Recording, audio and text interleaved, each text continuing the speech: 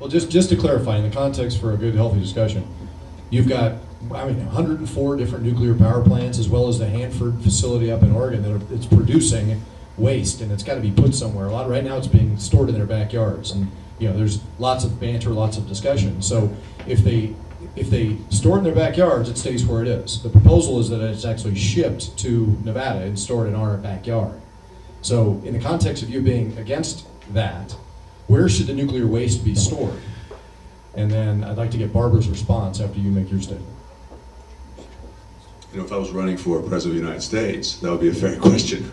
But I'm concerned about Nevada. That's my top priority, and the health and the economy here in the state. So I forgot to state my name again, Paul Murat. I got to make sure we remember to state our name for the radio listeners. So I know we should not be doing it here, and I'm not going to solve other states' problems. I'm going to focus on our problems because we have plenty of those problems to solve them here before we start deciding what Oregon, Washington, and New York should do. That's my honest answer to you. Okay. So Barbara, in response then, right now you're favoring that everybody ship their waste to us and it basically be a repository here in Nevada. What? Just clarify. France has been engaging in nuclear recycling for quite some time, and it's contributing very healthily to their industry, and I don't see people falling down dead because of it.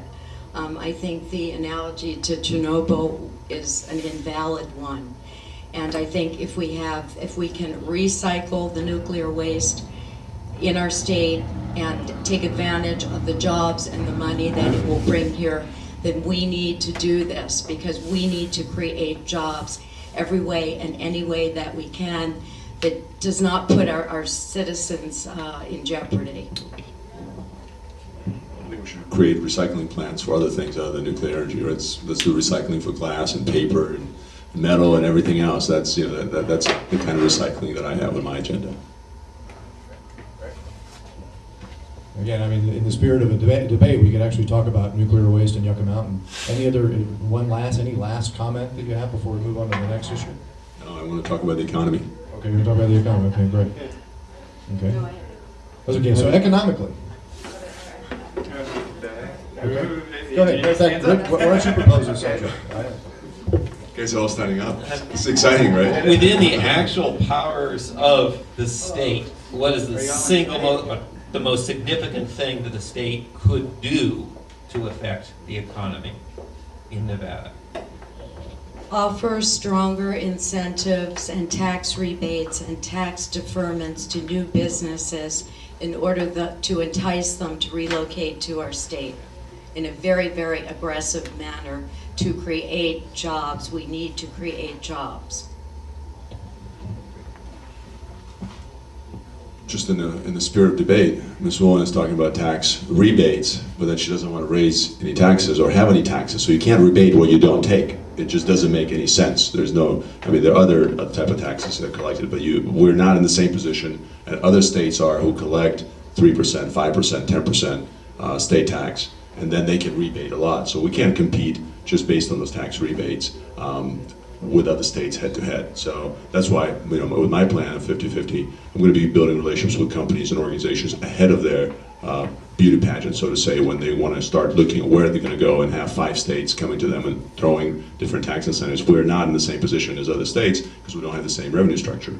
So that's why I'm going to be getting out there ahead of time, ahead of them talking to 5 other states and building those relationships just like I did in the business world in multinational companies. I'm going to be talking to them about making them out of their home for other reasons than just tax rebates, and that is our strategic location and the labor force that's here already in place, our location to California, one of the world's 10 largest economies, and being right next door without being under their tax system and other things that they have going against them that we have going for us. So that's going to be my solution to that. You look like you're dying to respond. Other states are offering state sales tax rebates for film companies that are coming there in order to induce them to relocate and induce them to spend money. So I disagree with you about that point. Also, there are tax deferments that we can offer on new businesses relocating here. We can facilitate them with more money for training for new jobs and retraining for people that are out of jobs right now.